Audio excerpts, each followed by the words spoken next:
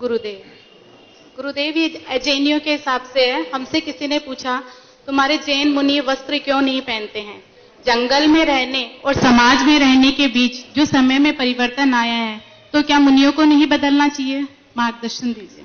बहुत अच्छा सवाल है, और ये सवाल तुम्हारा नहीं, बहुतों का, और इस सवाल का उत्तर हर जैनी के पास होना चाहिए। एक बार एक पत्रकार ने मुझसे पूछा कि महाराज आप कपड़े क्यों नहीं पहनते? मैंने उससे उलट कर पूछा, आप कपड़े क्यों पहनते? थोड़ा शक पकाया। हमने आप कपड़े पहने, क्यों पहने? कुछ बोलते नहीं बना। बोले जब पैदा हुए तो पहने। बोले नहीं महाराज। अरे तब क्या स्थिति थी? कोई पहना दिया तो पहना दिया, नहीं पहनाया तो ऐसे ही घूमते थे। बोले कोई फर्क पड़ता था? बोले नहीं महाराज, उस समय कोई लज्जा नहीं, कोई संकोच नहीं, कोई विकार भी नहीं था। बोले आप अगर आपके कपड़े उतार दे तो एकदम झेप गया। बोले महाराज अब तो ये हो नहीं सकता। बोले क्यों? बोले महाराज अब लज्जा भी है, संकोच भी है, विकार भी है। तो हमने कहा आपने शरीर पर जो कपड़ा पहना है अपने विकारों को छिपाने के लिए पहना है ना? बोले हाँ महाराज पहना है। हम बोले तुम्हारे अंदर विकार है, बहुत सारी चीजें छिपाने लायक है, इसलिए तुम्हें कपड़े की जरूरत है। हमारे अंदर कोई विकार नहीं, हमारे पास छिपाने का कुछ नहीं, इसलिए हमें कपड़ा पहनने की भी जरूरत नहीं। दिगंबर मुनि निर्विकार है, इसलिए उसे वस्त्र की कोई आवश्यकता नहीं। फिर मैंने उसे पलट करके कहा, किसने कहा कि हमने कपड़ा नहीं पहना? हम कपड़े पहने। किसने कहा कि हम कपड़ा नहीं पहने? हम कपड़ा पहने। आपको भ्रम है कि हम बिना कपड़ा के हैं। महाराज कुछ दिख तो नहीं रहा। बोले देखोगे तो दिखेगा, इन आंखों से नहीं दिखेगा, मेरे कपड़े अलग है। बोले क्या? बोले हम नग्न नहीं, हम दिगंबर हैं। नग्न तो भोगी विलासी भी होता है, नग्न और दिगंबर में बहुत अंतर है। जो भोगी विलासी हो नंगा है, और दिगंबर जिसने दिशाओं को अंबर यानी वस्त्र बना लिया है। तुम्हारे वस्त्र तंतुओं के बने हैं और हमारे 10 वस्त्र दिशाओं के, हमने दिशाओं को ओढ़ लिया। तुम्हारे कपड़ों का एक माप है, हमारे वस्त्र अमाप हैं। तुम्हारे कपड़ों को रोज धोना पड़ता है, गंदे होते हैं, मैले होते हैं, फटते हैं। हमारे वस्त्र को धोने की जरूरत नहीं है, वो एक बार पहन लिया, प्रकृति ने पहना करके भेजा और आज तक है, जीवन के अंतिम क्षण तक रहेंगे। तुम्हारे कपड़े का उल्टा सीधा भी होता है, पर हमारे वस्त्र का न कोई उल्टा है न सीधा है, अपितु दुनिया में जितने उल्टा सीधा करने वाले हैं उन सबको हम लोग उल्टे से सीधा करने का काम करते हैं। यहां कोई उल्टा सीधा का काम नहीं।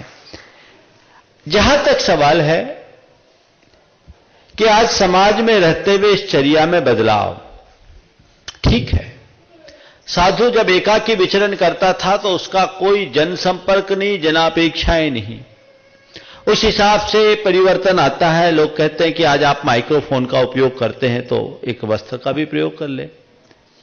माइक्रोफोन का प्रयोग होता है धर्म की प्रभावना के लिए, इससे बहुजनों को लाभ मिलता है, इसलिए उपयोग करते हैं। आप लोग लगा देते हैं, हम लोग ना नहीं करते हैं।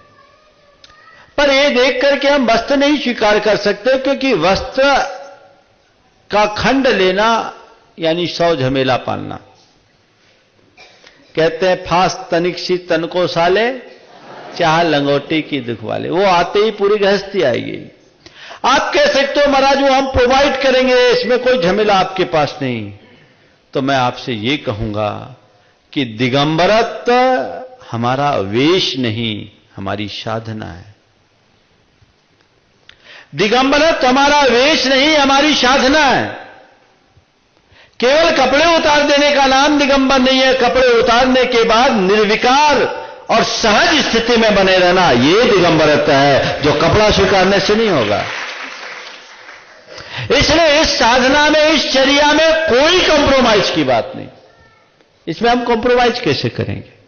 यहां किसी भी तरह का कंप्रोमाइज नहीं हो सकता। यह हमारा सहज, स्वाभाविक, प्राकृतिक रूप है। और फिर मैंने उससे पूछा, आप इतनी देर से मेरे पास बैठे हो, आपको क्या अनुभव हो रहा है? किसी साधु के पास बैठे हो या किसी नंगे के पास बैठे हो? दोनों हाथ जोड़े, बोले महाराज माफ करें, आपके पास बैठने के बाद लगता नहीं कि हम किसी नग्न के पास बैठे हैं, ये लग रहा है कि किसी ऊर्जावान साधु के पास बैठे हैं।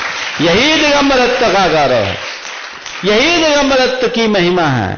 इसे आप जानिए और यदि किसी के मन में दिगंबरत्व को लेकर के सवाल आता है तो बताइए कि ये अश्लीलता नहीं, ये हमारे स्वाभाविक रूप की स्थिति यथाजात मुद्रा है, निर्विकार मुद्रा है। इसीलिए गांधी जी ने कहा था कि नग्नता मनुष्य की आदर्श स्थिति है, यह उसका प्राकृतिक रूप है और युग युगांतरों से भारत की संस्कृति में इसे सम्मान दिया गया, प्रतिष्ठापूर्ण दृष्टि से देखा गया।